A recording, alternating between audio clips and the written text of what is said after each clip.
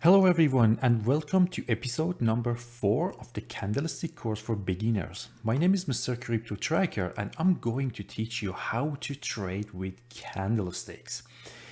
Before we start this episode, please make sure to subscribe to the channel if you didn't do it so far, and also turn the notification bell on to get notified when a new video comes. In this very important episode number 4, I will focus on single candle lines. I refer to single candle line to one candle, I refer to one candle as a candle line. In this episode, I will focus on spinning tops and high wave candles. Many candle signals consist of 2 and 3 candle patterns, but we can obtain volumes of valuable information from single candle lines. Don't let the simplicity of single candle lines fool you. They send compelling signals as to who is winning the battle between the bulls and the bears. But what you are going to learn in this episode, you will learn the interpreting market psychology as indicated by small real bodies and long shadows, identifying and distinguishing between spinning tops and high wave candles. You will also learn how to use spinning tops and high wave candles in a box range, how to identify hammer and hanging man, and also the importance of candle signals in the context of trends. As I explained in the previous episodes, candle charts indicate early trend reversals, but they also have the advantage of displaying the force underpinning the move. Since nearly every candle line has a story to tell about the market's mood and manner, we will start with how to use real bodies to gauge the force of the trend. The Japanese call candle's real body the essence of the price movement. The length of the real bodies in relation to their shadows furnishes you with unique insights into the psychology of the stock market. Obviously, a tall green real body reflects a session when the bulls are dominant. By bulls, we are talking about the buyers. Whereas a red real body shows that the bears have greater control. However, when the real body shrinks, the real body, can be red or green. It doesn't matter. It is a strong hint that the prior trend may be losing steam. So let's start with the first candles, spinning tops. A spinning top is a Japanese term for candle with a small real body, as you can see here. Either it can be green or red, or in some other charts it can be white or black. White represents the green and black represents red. Spinning tops may have upper and lower shadows, or not at all, as you can see here, upper or lower shadows. The important identifying trait of these candle lines is their small real body. You can see although these candles, they have small real bodies. Later, you will learn how spinning tops are components of candle formation, such as morning and evening stars, harami, hammers, and shooting star. And also in the next episode, we will talk about a spinning top that has no real body, which we call them doji. So in spinning tops, a small real body shows that the bulls and bears are battling it out in a tug of war, with neither the bulls or bears being able to take dominant control. Selling pressure pushes the real body down, like what you can see here. But buying pressure keep it from being long red real body. In the other scenario for a spinning top, demand is stepping in, but supply is counter-attacking and In doing this, keeps the market from forming a tall green candle. Spinning tops have a sort of cousin named high wave candles, which we will talk about it in the next few slides. But before we move to the high wave candle, let's summarize what we learned about the spinning top and about its features. A spinning top is a candle with a small real body. It can be either green or red candle. A spinning top warns that the market may be losing its momentum. It may have upper or lower shadows or not at all. A small real body shows that the bulls and bears are battling it out in a tug of war, and none of them are able to take the dominant control.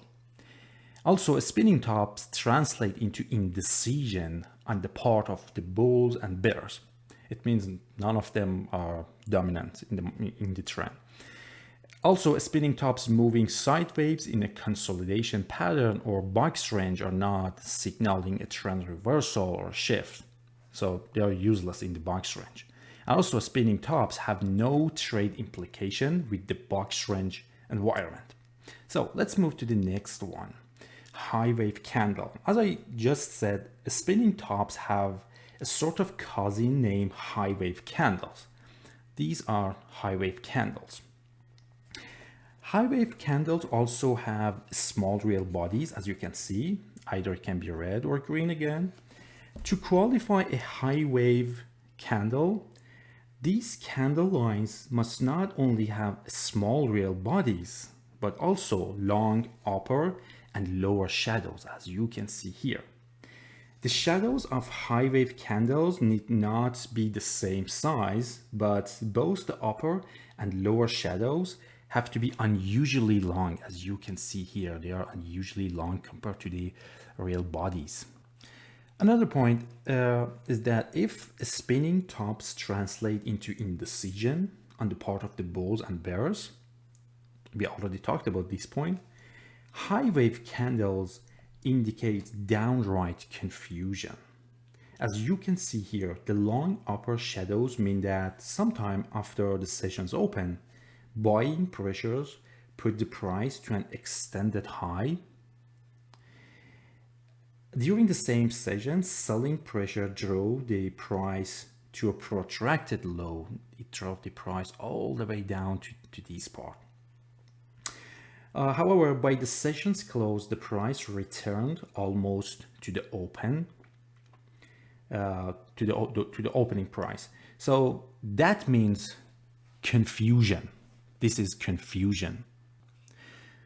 So if we take the spinning tops and high wave candles into the context of an uptrend or downtrend on a chart, we can see that in a solid uptrend, a market might rise, but the shape of the candle lines during the uptrend is an important clue that the sustainability of the advance is in play. So long green real bodies are like a green light for us, which shows that the prior rally is going strongly. However, if there are small real bodies, it doesn't matter it's a red body or green, during an uptrend, caution is warranted from the long side. This is because the small real bodies imply that the bulls have less than full control in spite of the advancing price. Such spinning tops are a warning not to follow this market from the long side. So keep this point in your mind. Another point is spinning tops become even more consequential in a market that is becoming overextended and perhaps nearing a resistance area. So a trend shift or reversal may be in the offing in this situation. And conversely, if you see spinning tops moving sideways in a consolidation pattern or a box range, they are not signaling a trend reversal or shift. I already pointed out this important point in the spinning top summary. Also, the market is simply resting until it breaks up or down from that range box. There's spinning tops and high wave candles have no trading implications within a box range environment. So let's summarize the high wave candle and see the important points about high wave candles. They have small real body with long upper and lower shadows, either green or red. The shadows do not need to be the same size, but both the shadows have to be unusually long, and also high wave candles indicated downright confusion. There are three candle lines that contain spinning tops, which are the hammer candles. This is the hammer, hanging man, and shooting star. So let's first focus on the hammer and hanging man since they have the same shape. I will then address the shooting star. So first talking about the hammer and hanging man. The hammer and hanging man candle lines have small real bodies, as you can see, small real bodies, either red or green. And these real bodies have to be at or near the highs of the session. So you can see we don't have a shadow to the upside, or if there is a shadow, that shadow must be very small, negligible shadow. Another criterion is that they need very long shadows, at least 2 to 3 times the height of the real body, as you can see here. Because of their identical shape, you identify them depending on where they appear in an uptrend or in a downtrend. As you can see here, a hammer will appear at or near the bottom of a decline. So it's in a downtrend, and then the hammer appear here. Either that hammer can be a brief or extended candle like this. Thus, the name hammer suggests that the market is hammering out a base. So this is the implication of these candle hammer. But the hanging man, as you can see here, has the same shape as the hammer. We already explained it, but there is one exception, and that it comes after an uptrend. Hanging man comes after an uptrend, but hammer came after a downtrend, and preferably at a new high for the move. Because of the hanging man's bullish long lower shadow, you must wait for a close under the hanging man's real body before becoming bearish and jumping into a short trade. So let's summarize the important points about hammer and hanging man. They both have a small body, either green or red. The trend preceding the hammer or hanging man differentiates them. The body has to be at or near the highs of the session. A hammer will appear in a downtrend. This is very important. The hammer is a potential bottom reversal indicator. The first bounce after the hammer may fail, and the market may return to test the hammer support. So this point is very important for your trading. They need a very long lower shadows, at least 2 or 3 times the body's height. The hanging man comes after an uptrend, preferably at a new high of the move. Because of the hanging man's bullish long lower shadow, you must wait for a close under the hanging man's body before becoming completely bearish. A hanging man needs confirmation. It means during the next session, a close under the hanging man close is the confirmation to enter a short trade. And also, a hanging man hints that the bulls are losing control of the market. Okay, let's talk about the shooting star. The shooting star is a top reversal candle, just like the hanging man. So a shooting star displays a long upper shadow, This is long upper shadow. And its small real body is at or near the lows of the session, as you can see it here. We can see how the name describes this candle, as it appears to be a shooting star, complete with the long tail soaring across the sky. So Japanese say that the shooting star shows trouble overhead. That's a good description, trouble overhead. Also, because of the shooting star's bearish long upper shadow, as you can see here, we don't need as much bearish confirmation with this candle as we do with hanging man. So this is very important. So if you want to enter a short frame, you can enter just below the close of the shooting star. Also, as you can see in this chart, the shooting star is a bearish reversal signal. So it must appear during a rally, during an uptrend, as you can see it here. Shooting star real bodies can be either green or red, it doesn't matter the color. A shooting star tells you that the market is rising in an uptrend and is perhaps becoming overbought.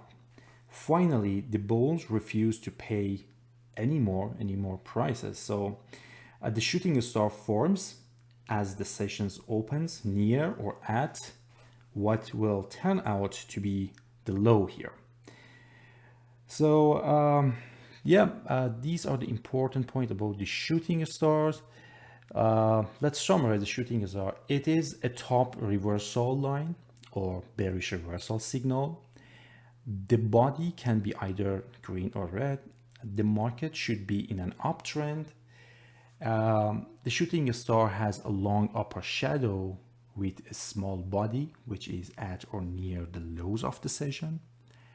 Because of the shooting star's bearish long upper shadow, we don't need as much bearish confirmation with that candle line as we do with hanging man.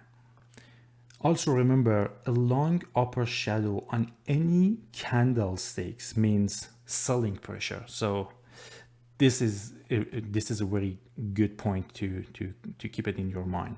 A long upper shadow on any candle means selling pressure. As you can see, a long upper shadow, this means selling pressure. As you learn and review the different candle formations, you can see how each candle line tells a story. With small real bodies indicating indecision, long real bodies showing definite opinion, and buying and selling pressure being revealed by lower and upper shadows. So it's no wonder your skill at reading candle charts will add to your success as a trader or investors. So this is the end of this episode. Please go on different charts and try to find all these candles you learned in this episode, and and check what happened after this candle. So keep practicing until the next videos, and I'll try to teach you everything you need to know about candlesticks. See you on the next episode.